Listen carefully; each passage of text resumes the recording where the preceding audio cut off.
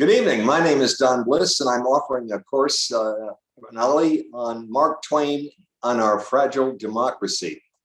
I'm a great enthusiast of Mark Twain. You know, you probably think of him as one of the great American humorists, or that author of Huckleberry Finn, which Ernest Hemingway said is the source of all American literature. But Mark Twain also was a political commentary during his period called the Gilded Age. In fact, his first novel was called The Gilded Age and gave the name to the era. But he had a lot to say about our fragile democracy, about our political system, about the informed voters and their engagement in the political process.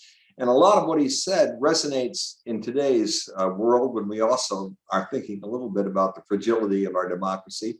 So I'm looking forward to this course, and I hope you'll join me, because there's a lot that Mark Twain can still teach us from that interesting period of history. And if we don't learn from our history, we're bound to repeat it. And Mark Twain thought history did have an issue of repeating itself quite often. So I think when he says that one of the dangers to democracy is we put our loyalty to political parties above our loyalty to the country, then one of the dangers is the voters are apathetic and are not well informed and engaged in the process and sit out the primaries. When he said that there's too much money in Congress and the Congress should represent all the people and not simply be an institution that encourages personal ambition.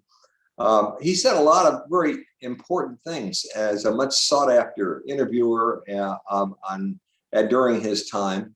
And we're going to look at those in a historical context. And then I hope you'll help me understand better what it means in today's world and what kind of steps we might take to make our democracy healthier. It's going to be fun, and it's based on a book that is coming out in the next couple of weeks that I've just written called Mark Twain's 10 Lessons for a Healthy Democracy.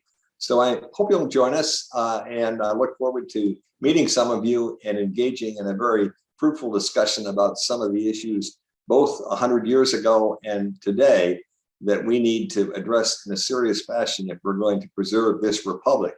As Ben Franklin said, it's a republic if you can keep it.